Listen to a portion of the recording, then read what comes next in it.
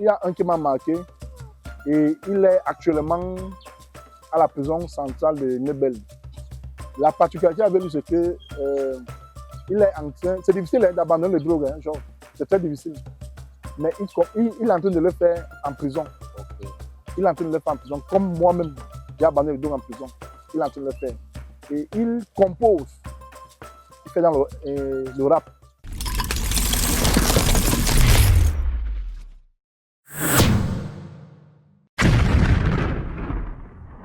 Je m'appelle Jean-Claude Messommo, je suis un ancien drogué, dealer, braqueur, violeur, militaire. J'ai passé 10 ans à la prison centrale de Koningui. J'ai gâché ma vie volontairement. Aujourd'hui, je suis père éducateur, intervenant social, promoteur d'une association spécialisée contre la lutte anti-drogue. J'ai commencé les drogues au cours moyen 2. Et en classe de 6e, je marchais déjà. Parce que je suis né à Essos, au Madison, et j'ai grandi en Bogada. Et nous avions déjà un gang où on marchait ensemble. Et en classe de 6e, j'ai posé mon premier crime. Nous étions allés voler, dévaliser une maison. Et le propriétaire de la maison est venu nous trouver. C'est moi qui l'avais poignardé. Il était mort. En classe de 5e, j'ai arrêté l'école. Et on va durer au quartier, au montant, on descendait en Bogada. Et on agressait avec les machettes, les couteaux. On violait les filles. En 98, ma famille prend sur elle de me mettre dans l'armée.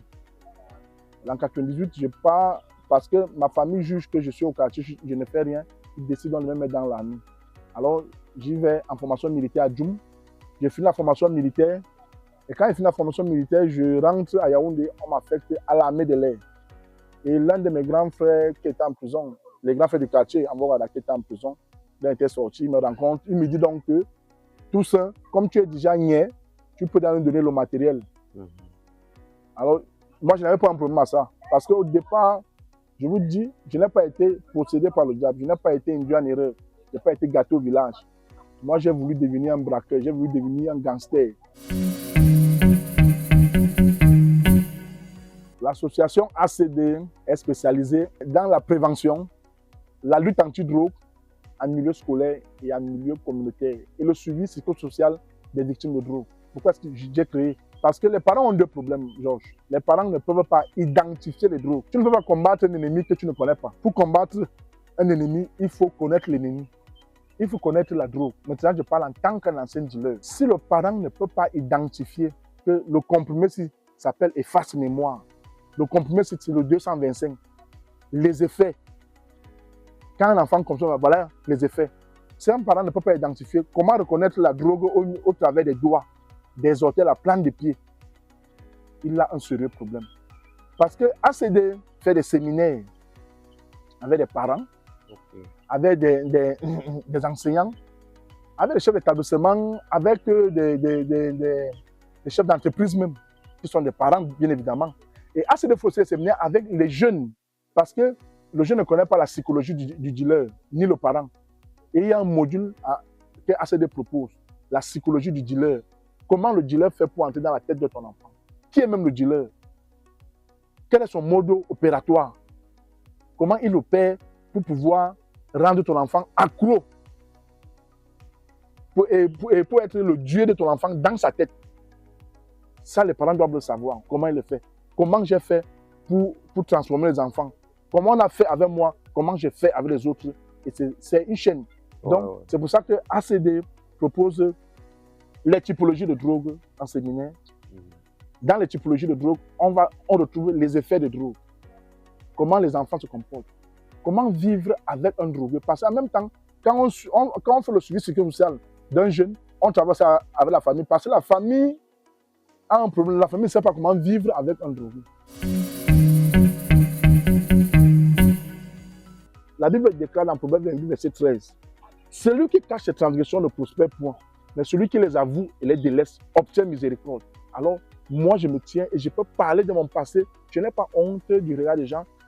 Je sais que je parle pas pour faire la publicité du mal, mais pour dire à un jeune que, ok, moi j'ai été là-bas dedans, il n'y a rien, n'y va pas.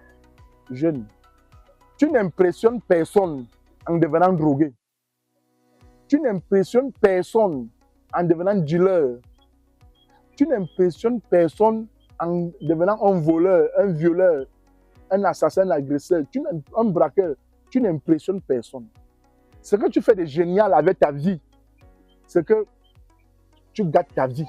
Et pour l'instant, ne te dis pas que les gens qui te parlent, les gens qui te conseillent, n'ont rien à faire. Parce qu'il va arriver un jour où il n'y aura plus personne autour de toi. Et tu seras seul. La prison, je ne te souhaite pas d'aller en prison. Mais je te dis que j'ai passé 10 ans, jour pour jour.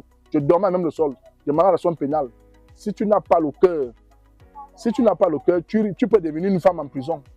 Si tu veux manger la bonne nourriture, tu peux devenir une femme en prison.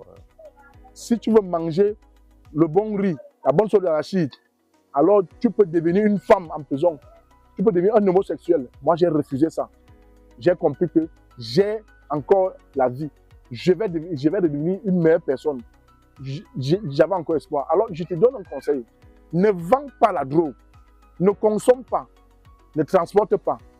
Va à l'école. Ne gâche pas ta vie. Les parents payent un prix énorme pour te payer l'école, les chaussures, les habits, pour s'occuper de ta santé. S'il te plaît. Ils s'endettent même. D'autres parents n'ont même pas les habits, les chaussures, parce qu'ils te payent l'école. En allant vendre la drogue à l'école, en allant vendre les comprimés, en allant vendre la taille, le caillou, le chanvre à l'école, tu gâches ta vie, s'il te plaît. Moi, j'ai gâché la mienne. Ne gâche pas ta vie, jeune.